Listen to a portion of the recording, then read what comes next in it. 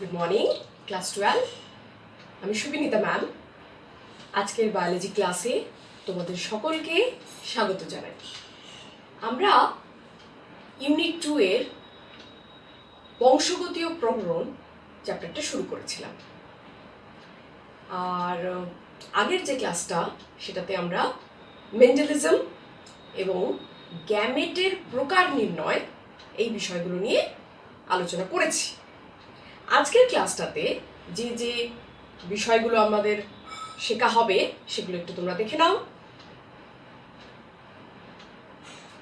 আজকের ক্লাসে আমরা শিখব প্রথমেই ইনকমপ্লিট ডমিনেন্স বা অসম্পূর্ণ প্রকটতা। ব্লাড গ্রুপ ডিটেইলে আলোচনা হবে, এবিও ব্লাড গ্রুপ এবং এমএন ব্লাড গ্রুপ। তারপরে কোডমিনেন্স বা সহপ্রকটতা, মাল্টিপল অ্যালিলিজম আলোচনা হবে এবং RH ফ্যাক্টরের গুরুত্ব সঙ্গে এরিথ্রোব্লাস্টোসিস ফিটালিস। আর থাকবে প্লিওট্রপি এবং পলিজেনিক ইনহেরিটেন্স। ঠিক আছে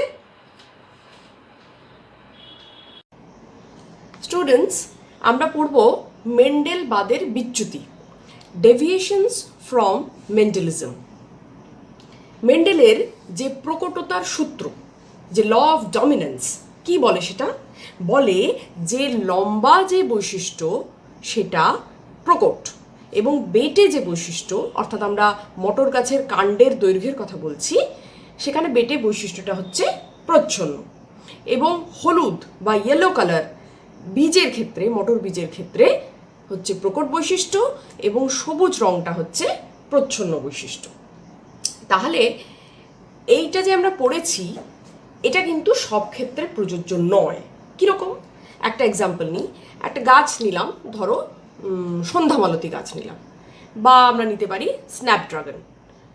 তো এই দুটো গাছেই লাল, সাদা আর গোলাপি ফুল দেখা যায়।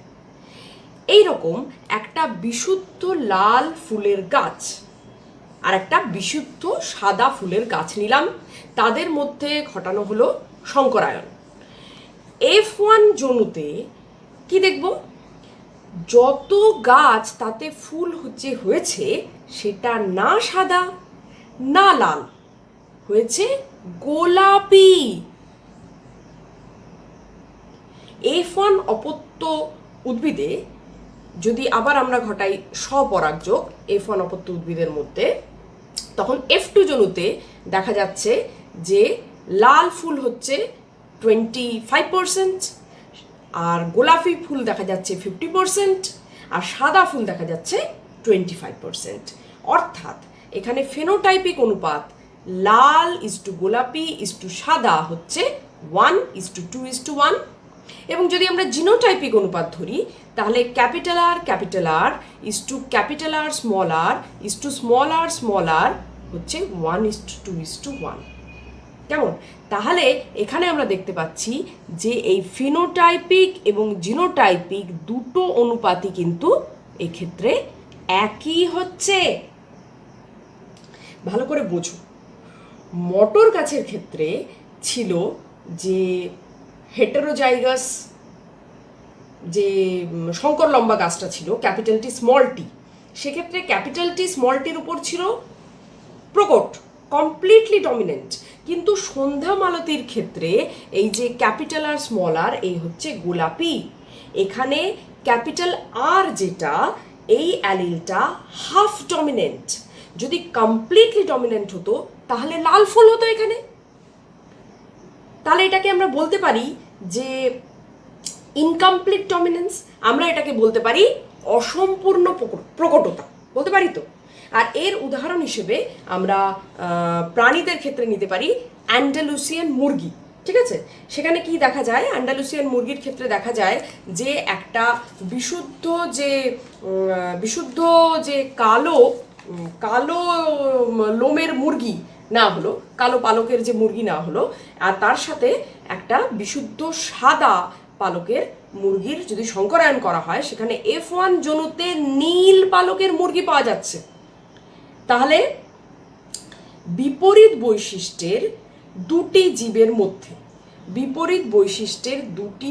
মধ্যে সংকরায়নে F1 জনুতে প্রকট ও প্রচ্ছন্ন বৈশিষ্ট্যের মাঝামাঝি একটা নতুন বৈশিষ্ট্যের যদি সৃষ্টি হয় সেটাকেই বলা হয় অসম্পূর্ণ প্রকটতা বা ইনকমপ্লিট ডমিনেন্স।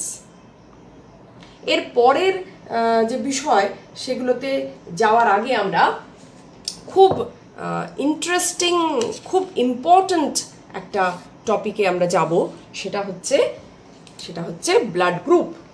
ঠিক আছে, কার্ল ল্যান্ডস্টেইনার 1900 খ্রিস্টাব্দে মানুষের ক্ষেত্রে 4 ধরনের ব্লাড গ্রুপের কথা বলেন: এ, বি, এবি আর ও। এই সিস্টেমটাকেই বলা হয় এবিও ব্লাড গ্রুপ। এখন এই ব্লাড গ্রুপ কিসের ভিত্তিতে? লোহিত কণিকা বা আরবিসি, তার যে কোষ পর্দা সেইখানে উপস্থিত অ্যান্টিজেনের ভিত্তিতে। এই যে অ্যান্টিজেন, যেটা কিনা লোহিত কণিকার কোষ পর্দার গায়ে লেগে থাকে, সেটা 2 প্রকার, এ আর বি। এবং এখানে এই যে 4 প্রকার ব্লাড গ্রুপ রয়েছে, এটা কিন্তু 3 ধরনের জিন দ্বারা নিয়ন্ত্রিত। একটা হলো IA, একটা হলো IB, আর একটা হলো IO। এদের মধ্যে IOটা হচ্ছে প্রচ্ছন্ন, আর IA আর IBটা হচ্ছে প্রকট। একটু এবারে এই টেবিলটা ভালো করে দেখো, ঠিক আছে? আচ্ছা, এখানে যে যে জিনটা আমরা নিয়েছি তার ফুল ফর্ম হচ্ছে আইসো অ্যাগ্লুটিনোজেন, এবং কিছু কিছু ক্ষেত্রে এর বদলে এল ব্যবহার করা হয়, এল অর্থাৎ ল্যান্ডস্টেইনার। তো এই টেবিলে এখানে তোমরা দেখো যে এখানে যে এ ব্লাড গ্রুপ, যে ব্লাড গ্রুপ, সেখানে যে অ্যান্টিজেনটা রয়েছে সেই অ্যান্টিজেনটা গ্লাইকোপ্রোটিন ইন নেচার, সেটা হচ্ছে ক্যাপিটাল এ। এবং এই ব্লাড গ্রুপের জিনোটাইপ হতে পারে IA হোমোজাইগাস কন্ডিশনে, বা হতে পারে I0 কারণ, বা IO, কারণ IOটা হচ্ছে প্রচ্ছন্ন। ঠিক আছে, তো এটা হেটেরোজাইগাস কন্ডিশন। আবার বি ব্লাড গ্রুপের ক্ষেত্রে যে অ্যান্টিজেনটা রয়েছে এইরকম লোহিত কণিকার কোষ পর্দার গায়ে, মানে যাদের বি ব্লাড গ্রুপ, তাদের যে আরবিসি, তাদের কোষ পর্দার গায়ে যে অ্যান্টিজেনটা থাকবে সেটা হলো ক্যাপিটাল বি। এবং ক্যাপিটাল এই যে বি ব্লাড গ্রুপ, তাদের জিনোটাইপ হচ্ছে IB হোমোজাইগাস কন্ডিশন, আর হতে পারে IBIO হেটেরোজাইগাস কন্ডিশন। যাদের AB blood group, I am sure তোমাদের মধ্যে কারো কারো এবি ব্লাড গ্রুপ রয়েছে নিশ্চয়ই, আমার নিজেরই এবি ব্লাড গ্রুপ। তো এবি ব্লাড গ্রুপে এ এবং বি দুটো অ্যান্টিজেনই রয়েছে, অর্থাৎ এবি ব্লাড গ্রুপের ব্যক্তিদের আরবিসির কোষ পর্দায় বি এরকমভাবে অ্যান্টিজেন উপস্থিত থাকবে। এবং এদের যে জিনোটাইপ সেটা কিন্তু IB অর্থাৎ heterozygote in nature. O blood গ্রুপের ক্ষেত্রে কোনো অ্যান্টিজেন নেই, আর এদের জিনোটাইপ হবে IO। ঠিক আছে, তাহলে এখানে আমরা আরেকটু দেখে নেই এখানটা, যে এইখানে আমরা আরেকটা জিনিসও মনে রাখতে হবে, যে যেমন এখানে আরবিসির কোষ পর্দার গায়ে রয়েছে অ্যান্টিজেন, তেমনি কিন্তু অ্যান্টিবডিও রয়েছে। এবং সেই অ্যান্টিবডিটা রয়েছে কোথায়? অ্যান্টিবডিটা রয়েছে রক্তরসে। অ্যান্টিবডিটা রক্তরসে উপস্থিত, এবং যেমন অ্যান্টিজেন 2 প্রকার, তেমনি কিন্তু অ্যান্টিবডিও আছে 2 প্রকার, একটা হলো অ্যান্টি বি আর একটা হলো অ্যান্টি এ। ঠিক আছে, আর এই যে অ্যান্টিবডি, তার একটা বেশ ভালো নামও আছে, সেটাকে বলে অ্যাগ্লুটিনিন। কেন বলে? কারণ অ্যান্টিজেনকে বলা হয় অ্যাগ্লুটিনোজেন, আর অ্যান্টিবডি হচ্ছে অ্যাগ্লুটিনিন। কারণ হচ্ছে এই অ্যান্টিজেন এবং অ্যান্টিবডি কোয়াগুলেশন করে, যেটাকে বলা হয় অ্যাগ্লুটিনেশন। সেই কারণেই এই অ্যান্টিজেনকে বলা হয় অ্যাগ্লুটিনোজেন, আর অ্যান্টিবডিকে বলা হয় অ্যাগ্লুটিনিন। এখন এই টেবিলটা আমরা চটপট একটু দেখে নিই। সেটা হচ্ছে যে এ ব্লাড গ্রুপের আরবিসিতে তাহলে অ্যান্টিজেন রয়েছে এ, আর সিরামে অ্যান্টিবডি অর্থাৎ রক্তরসে যে অ্যান্টিবডিটা রয়েছে সেটা হচ্ছে অ্যান্টি বি। আর বি ব্লাড গ্রুপের ক্ষেত্রে অ্যান্টিজেন রয়েছে বি, আর অ্যান্টিবডি রয়েছে অ্যান্টি এ। কেন বলো তো এরকমটা রয়েছে? তার কারণ এইখানে যদি অ্যান্টি এ থাকতো, মানে এ ব্লাড গ্রুপের যাদের রক্ত, তাদের রক্তে আরবিসিতে যদি এ অ্যান্টিজেন আর রক্ত রসে যদি অ্যান্টি এ অ্যান্টিবডি থাকে, তাহলে তো নিজেরাই তারা করে নেবে অ্যাগ্লুটিনেশন, রক্ত দলা পাকিয়ে যাবে লোহিত কণিকা। কিন্তু সেটা তো হয় না। সেই জন্য নর্মাল কেসে একজন যে এ ব্লাড গ্রুপ, তার আরবিসিতে থাকবে এ অ্যান্টিজেন আর তার রক্তরসে থাকবে অ্যান্টি বি অ্যান্টিবডি, কারণ এদের দুজনের মধ্যে অ্যাগ্লুটিনেশন হবে না। সিমিলারলি বি ব্লাড গ্রুপের ক্ষেত্রে অ্যান্টি এ অ্যান্টিবডি থাকবে রক্তরসে। আর এ বি যার ব্লাড গ্রুপ, এটা তো আগেই তোমাদের বলা হয়েছে, তার লোহিত কণিকায় এ এবং বি দুটো অ্যাগ্লুটিনোজেনই আছে, তাহলে এখানে কোনো অ্যান্টিবডি থাকবে না, কারণ যে অ্যান্টিবডি থাক সে এদের সাথে বিক্রিয়া করবে, সেজন্য এখানে কোনো অ্যান্টিবডি নেই। ও ব্লাড গ্রুপের ক্ষেত্রে আরবিসিতে অ্যান্টিজেন কোনো নেই, কোনো অ্যান্টিজেনই নেই, তাই এখানে অ্যান্টি এ এবং অ্যান্টি বি দুই প্রকার অ্যান্টিবডি আছে, কারণ এদের সাথে কারো বিক্রিয়া হওয়ার কোনো চান্স নেই। এইটা তোমরা আগের ক্লাসেও পড়েছো, ওই জন্য আমি একটু চটপট পড়িয়ে দিলাম। যদি তোমাদের কোনো ডাউট থাকে আমাকে অবশ্যই কমেন্ট বক্সে জানাবে, আমি নেক্সট ক্লাসে সেই ডাউট ক্লিয়ার করে দেবো। তাহলে তোমরা এই যে ব্লাড গ্রুপটা আমি পড়ালাম এটা একদম ক্লিয়ার। এবার চলো, এই যে আমরা এখানে পড়লাম এ বি ব্লাড গ্রুপ পড়লাম, তো এই এ বি ব্লাড গ্রুপের জিনোটাইপটা কি দেখলাম? আই এ আই বি দেখতে পেলাম, অর্থাৎ কিনা এটা হেটারোজাইগাস। এই যে আমরা এখানে দেখতে পেলাম জিনোটাইপটা এ বি ব্লাড গ্রুপের ক্ষেত্রে, সেটা হচ্ছে হেটারোজাইগাস। এ বি ব্লাড গ্রুপে এ এবং বি দুটো অ্যাগ্লুটিনোজেনই থাকে, এবং এখানে আই এ এবং আই বি দুটো জিনই প্রকট, দুটো জিনই ডমিনেন্ট। তাহলে একসাথে এই দুটো জিনকে সহপ্রকট বা কো ডমিনেন্ট বলতে পারি। যখন কোনো জীবে দুটো বিপরীত বৈশিষ্ট্যের জিন একই সাথে প্রকটতা দেখায়, অর্থাৎ দুটো জিনেরই প্রকাশ ঘটে, তাকে বলে সহপ্রকটতা বা কোডমিনেন্স। তাহলে কোডমিনেন্সের একটা এক্সাম্পল হলো এ বি ব্লাড গ্রুপ। কোডমিনেন্সের আরেকটা এক্সাম্পল আমি দেব, সেটা পাওয়া যায় মানুষের এমএন ব্লাড গ্রুপের ক্ষেত্রে। এ বিও ব্লাড গ্রুপিংয়ের মতোই মানুষের এমএন ব্লাড গ্রুপিংয়ে দু প্রকার অ্যাগ্লুটিনোজেন থাকে, একটা হলো এম আর একটা হলো এন, এবং এক্ষেত্রে তিন ধরনের ব্লাড গ্রুপ পাওয়া যায়, এম, এন আর এমএন, এবং এর জন্য রয়েছে দুটো জিন, একটা এলএম আর একটা হচ্ছে এলএন। তাহলে এখানে দেখো এমএন ব্লাড গ্রুপটা ভালো করে তোমরা মার্ক করো। এমএন ব্লাড গ্রুপটা এখানে দেখো, এখানে রয়েছে এমএন ব্লাড গ্রুপের জিনোটাইপ হচ্ছে এলএম এলএন, অর্থাৎ এটা হলো হেটেরোজাইগাস।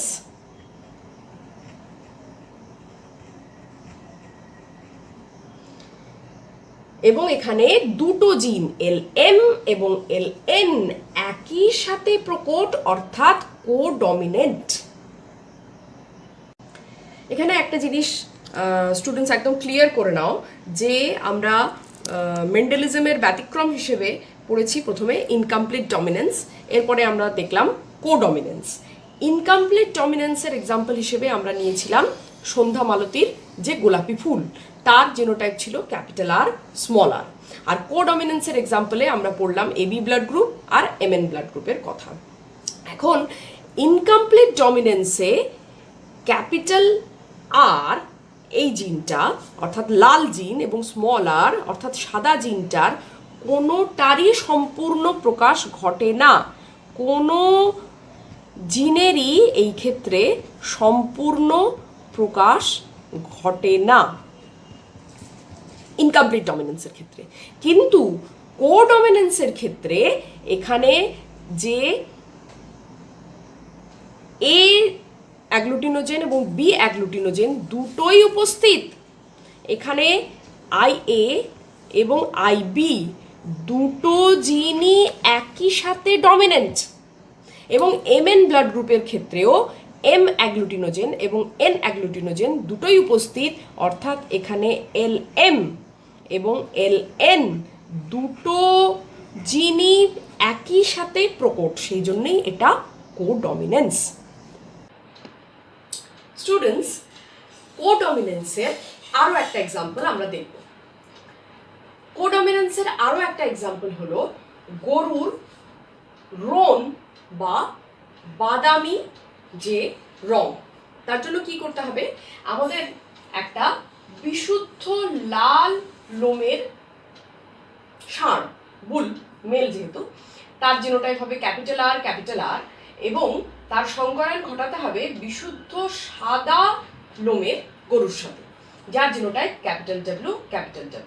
ঠিক আছে, তার থেকে আমরা F1 এ যে অপত্যটা পাবো সেটা হবে রোন বা বাদামি লোমের। ঠিক আছে, যার জিনোটাইপ হবে ক্যাপিটাল আর এবং ক্যাপিটাল ডাব্লিউ, অর্থাৎ হেটেরোজাইগাস। ঠিক আছে, এর যে স্কিন কালারটা, লোমের রংটা তোমরা একটু খেয়াল করো, এটা হচ্ছে, এটাকে বলে রোন কালার, হ্যাঁ, বা এটাকে বাদামি রং বলে। অ্যাকচুয়ালি এখানে কি হবে, এই গরুর কিছু অংশ বাদামি হবে আর কিছু অংশ হবে সাদা, অর্থাৎ কিনা এটাতে ক্যাপিটাল আর অর্থাৎ লাল এবং ক্যাপিটাল ডাব্লিউ অর্থাৎ সাদা দুটো জিনই প্রকাশ করছে।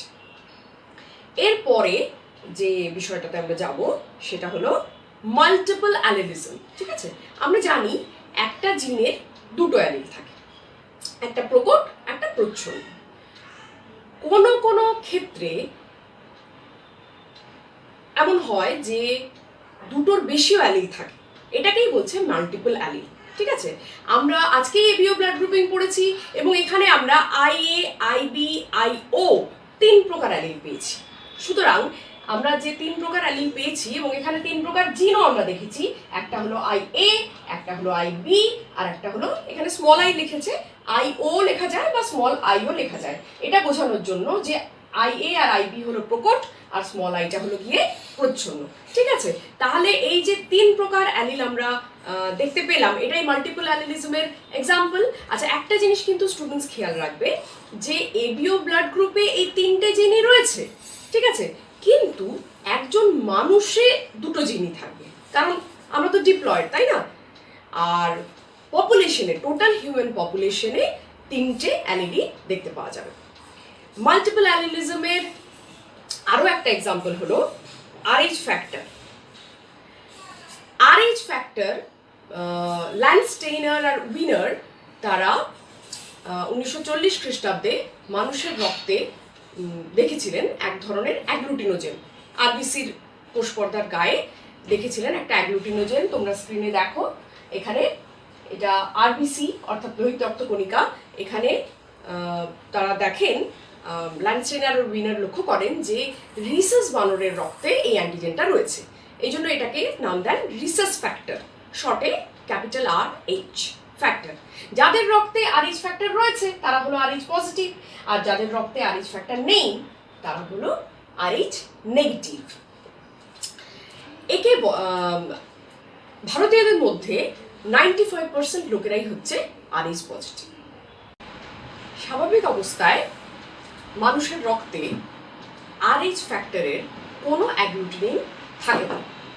স্টুডেন্টস, 3 জোড়া allele, capital C small c, capital D small d এবং ক্যাপিটাল E স্মল e দ্বারা RH ব্লাড গ্রুপ নিয়ন্ত্রিত হয়। এর মধ্যে মেনলি ক্যাপিটাল D জিনটা RH পজিটিভ রক্ত সৃষ্টি করে। এখানে খুব ইম্পর্ট্যান্ট একটা কথা বলি, RH পজিটিভ ব্যক্তির রক্ত RH নেগেটিভ রুগীকে দিলে 10 থেকে 12 দিনের মধ্যে ওই রুগীর দেহে অ্যান্টি RH অ্যান্টিবডি তৈরি হয়। এবার দেখো, একজন RH পজিটিভ বাবা, মা RH নেগেটিভ, সন্তান RH পজিটিভ হবে। এখন যে ভ্রূণ বা যে ফিটাস, তার যে আরবিসি যেটা কিনা RH ফ্যাক্টর যুক্ত, সেটা যখন প্লাসেন্টা ভেদ করে মায়ের রক্তে প্রবেশ করে তখন কি হয়, মায়ের রক্তে অ্যান্টি RH অ্যান্টিবডি তৈরি হয়।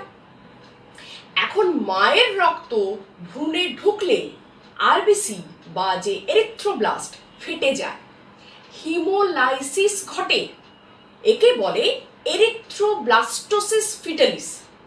ভালো কথা হচ্ছে যে প্রথম সন্তান সুস্থই জন্মায়, কারণ এই প্রক্রিয়া ঘটে খুব ধীরে ধীরে। কিন্তু খারাপ এটাই যে দ্বিতীয় সন্তানের বেলায় কিন্তু আরবিসি দ্রুত নষ্ট হয়ে যায়। সেকেন্ড আরএইচ পজিটিভ ফিটাসের ক্ষেত্রে সমস্যাটা দেখা যায়, জন্ডিস দেখা যায়, অনেক সময় মাতৃগর্ভেই ফিটাস মারা যায়। একে বলে হাইড্রপস ফিটালিস।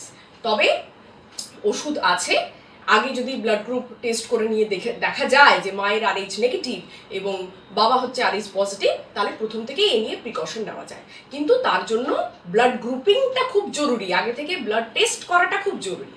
ঠিক আছে, এবার আমরা অন্য একটা বিষয়ে যাব। ঠিক আছে, ডিটেলে আলোচনার আগে, বিষয়ের মধ্যে আরো ঢুকে যাওয়ার আগে, কারণ আমরা খুব ডিপলি চলে যাচ্ছি এক একটা সাবজেক্টের মধ্যে, আগে তোমাদেরকে জিনিসটা যেটা বুঝিয়ে দিই যে মেন্ডেলিয়ান ইনহেরিটেন্স অনুযায়ী, দেখো তোমরা স্ক্রিনে দেখো, মেন্ডেলিয়ান ইনহেরিটেন্স অনুযায়ী কি বলে, একটা জিন একটা বৈশিষ্ট্যকে প্রকাশ করে। এতক্ষণ অবধি আমরা প্রথম দিকের ক্লাসগুলোতে মোটামুটি সেটাই পড়েছি যে একটা জিন একটা বৈশিষ্ট্যকে প্রকাশ করে। কিন্তু যদি দেখা যায় একটা জিন একাধিক বৈশিষ্ট্যকে প্রকাশ করছে, তাকে কি বলবো, প্লিওট্রপি। যদি দেখা যায় একাধিক জিন একটি বৈশিষ্ট্যকে প্রকাশ করছে, তাকে বলবো পলিজেনিক ইনহেরিটেন্স। স্টুডেন্টস, এই ছকটা একদম মাথার মধ্যে ঢুকিয়ে নাও, তাহলে কি হবে, এর পরে পরে যে বিষয়গুলোতে যাব তোমাদের একদম ক্রিস্টাল ক্লিয়ার হয়ে যাবে। আমরা যাচ্ছি এবারে প্লিওট্রপিতে। যখন একটা জিন পরস্পর সম্পর্কযুক্ত নয় এমন একাধিক বৈশিষ্ট্যের প্রকাশ ঘটায়, তাকে বলে প্লিওট্রপি। আর ওই জিনটাকে বলে প্লিওট্রপিক জিন। এক্সাম্পল হিসেবে আমরা বলতে পারি ফিনাইল কিটোনিউরিয়ার কথা। এটা একটা জন্মগত অসুখ। ঠিক আছে, কি হয় এই রোগে, এখানে স্ক্রিনে তোমরা দেখতে পাচ্ছ একটা বাচ্চা যার ফিনাইল কিটোনিউরিয়া আছে।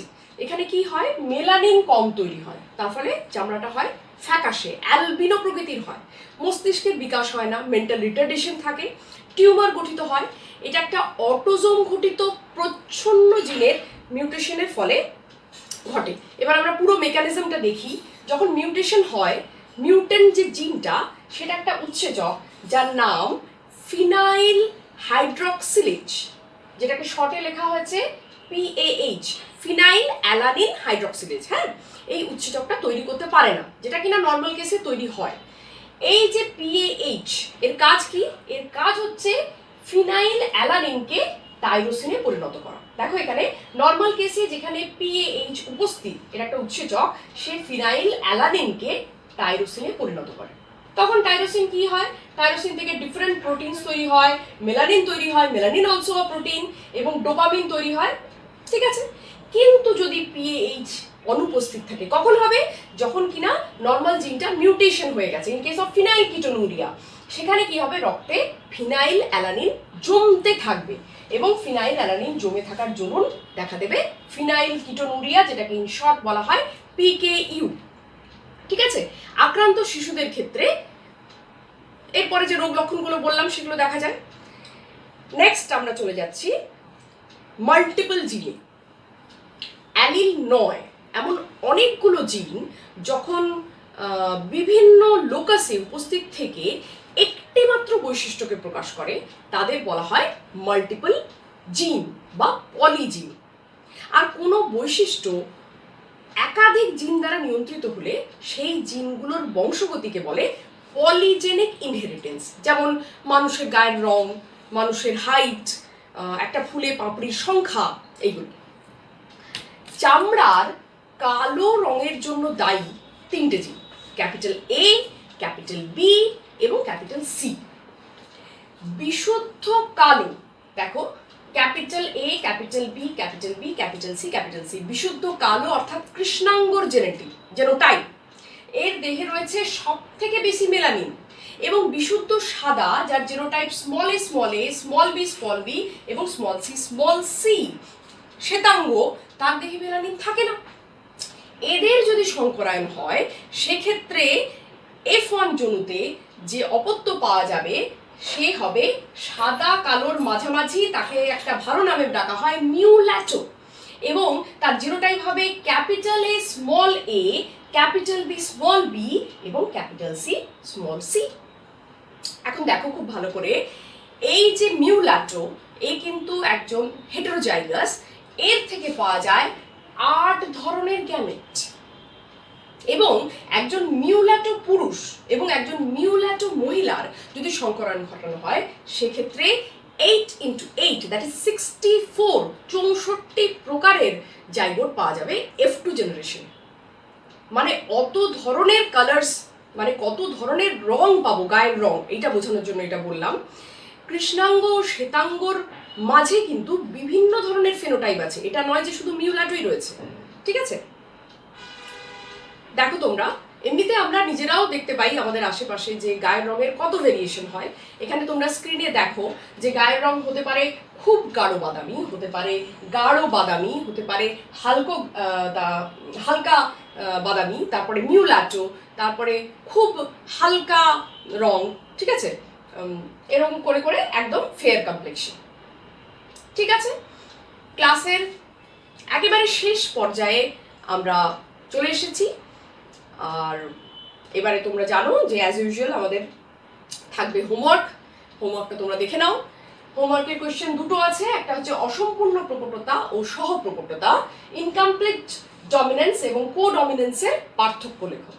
নেক্সট একটা প্রবলেম, একজন হেটেরোজাইগাস ক্যাপিটাল এ পুরুষ ব্লাড গ্রুপের কথা বলা হচ্ছে এবং হেটেরোজাইগাস ক্যাপিটাল বি ব্লাড গ্রুপের মহিলাকে যদি বিয়ে করেন তাদের সন্তানদের ব্লাড গ্রুপ কিরকম হবে। ঠিক আছে, আজকের ক্লাস এখানেই শেষ হচ্ছে। আর যদি তোমাদের কোনো ডাউট থাকে, যদি তোমরা এই প্রবলেমসগুলো সলভ না করতে পারো তাহলে অবশ্যই কমেন্ট বক্সে জানাবে। আর আমার সঙ্গে এতক্ষণ ক্লাসে থাকার জন্য সকলকে ধন্যবাদ। আর যদি তোমাদের কনসেপ্ট একদম ক্রিস্টাল ক্লিয়ার হয়ে থাকে তাহলে সবাই অবশ্যই লাইক, শেয়ার অ্যান্ড সাবস্ক্রাইব করবে এবং কমেন্ট করে আমাকে জানাতে ভুলবে না যে তোমাদের ক্লাসটা কেমন লাগলো। আমি যখন তোমাদের কমেন্টসগুলো পড়ি তখন আমি একটা এনার্জি পাই ক্লাসটাকে আরও বেটার করার।